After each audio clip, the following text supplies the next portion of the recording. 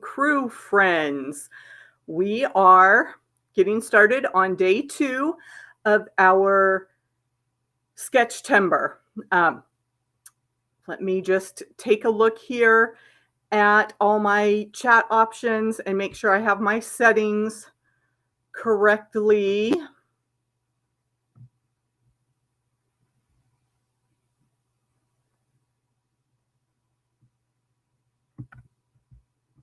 And yeah, I am trying out some new software so that I can stream to YouTube and to my Facebook group. So welcome to the members of Andy's Quilt Academy. Thanks for joining me. And I thank you to my YouTube friends for watching me live. Hello to all the replay folks as well. Let's see. Hello.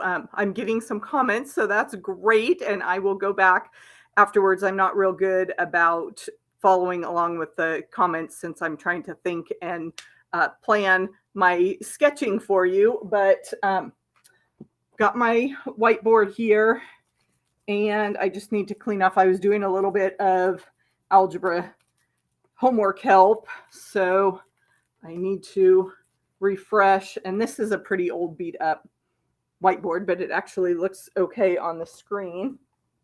And as I mentioned, we are celebrating, and this is, I'm hoping it comes through as the right way around, Sketch-tember here. So I'm going to share some free motion quilting ideas every day in September. And I apologize in advance. I can't put out a specific schedule because for when I'm going to go live. And some days life is just going to be too hectic, and I'll try to pre-record some videos for those days. But grab your whiteboard, your paper, your pencil. The scrolling announcements link a practice workbook that I put together a couple years ago that has some pre-printed blocks, quilt blocks. Oh, I'm so sorry that writing is backwards. With the quilting designs, it won't be a problem. But I am using a camera on my computer so that I can see what's going on as well. It's not a rear facing. So we'll just do without words so that you can not get stressed out trying to read backwards letters. But as I was saying, the workbook linked down below is pages that you can print out over and over again to practice different free motion quilting designs. Sometimes it helps to have those boundaries just like you would with quilt blocks, and then to be able to draw in them. So today we are just doing some lines. I call these switchbacks, and all we're doing is, as the name implies, is we are going back and forth with nice rounded edges. Now, for the spacing, that's typically a concern that people have when they start doing any type of parallel lines, whether they are as straight as you can make them, or if you intentionally wobble and make those wavy lines there, however your wavy stitches would appear. And I'm going to keep putting the cap on my pen so it doesn't dry out. So the question of spacing, I find that I'm always using the hopping foot, the boundary of my pressing foot, as a guide. So as I turn that corner, that top edge of my presser foot will run right under the previous line of stitching, and that helps me get consistent spacing. And I also find when sketching or doodling that your brain has a set point. It keeps things pretty even. Well, for me anyways, I tend to be a little more towards the type A side. So perhaps other personalities may not find that consistency in their doodling, but give it a try. And that is our the basic idea. Now let me show you some things that we can do. I tend to put switchbacks on a diagonal. So I just fill up my space, and of course, as I'm going through a block, my lines get longer. And then if you were in a square, you would obviously have those seams as a border to fill the space. So as I mentioned yesterday in our practice, you want to make sure you can go all directions. And that's pretty easy with that switchback idea. But if we put our switchback in a simple 4-patch grid, we're going to fill the space, and then we're going to cross our line, and we're going to continue to fill our space. But I get down to the bottom here, and I need to come over to my other corner. Now I'm going to travel along, imagine the stitch in the ditch there on your border, and then you're going to go the opposite direction. So your lines are slanting a different direction. And so you can make a really fun design with just those ideas of changing the diagonal direction. We can, if they are horizontal and vertical, you end up with more of a woven texture.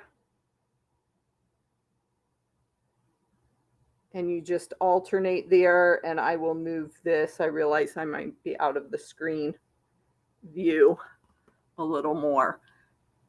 But you can kind of make that woven or basket weave look with the switchbacks just by alternating your directions. So I really like these switchbacks as background fill around the main element of a design. If I have a star quilt block, I'll do some kind of design in the star, and then I'll just do the switchbacks in those corners and those background areas of my block.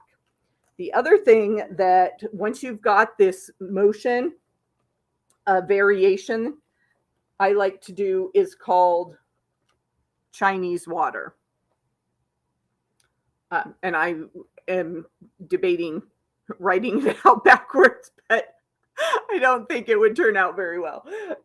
I was a school teacher for many years, so I perfected upside down writing, so I can do that. If I'm sitting across the table from someone, I can do pretty well with upside down letters and numbers, but completely backwards, I don't think I would manage very well. But I call this design Chinese water.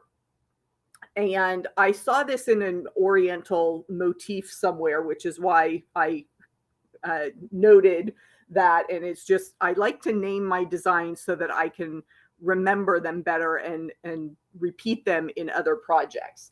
So with Chinese water, you're just varying the placement of those switchbacks, and you're doing long branches and you're doing some shorter ones and meandering all the way around your quilt. And by the time you fill that whole space up, you've got a really nice texture that looks like just water flowing across your quilt. So I'm looking for a timestamp somewhere. These are just short little exercises, sketching to warm up for free motion quilting. I always like to say you need to sketch and then stitch so that you build some muscle memory. You get a toolkit of different designs that you can use as fillers in your quilt. So I'd love to hear from you. I'd love to see your practice sketches. So tag me on social media, True Blue Quilts, Sketch-tember 22, and I will be back tomorrow. I am doing a longer live broadcast on YouTube. So the Sketch-tember episode will be the very beginning of the YouTube live session with True Blue Quilts. It's the first Saturday of every month. We sit and sew and chat together. And that begins at 10 a.m. Pacific time. So Saturday, the 3rd of September, you can mark your calendar, set an alarm, and I will see you there. And I apologize again. I just cannot commit to a set time every day. Working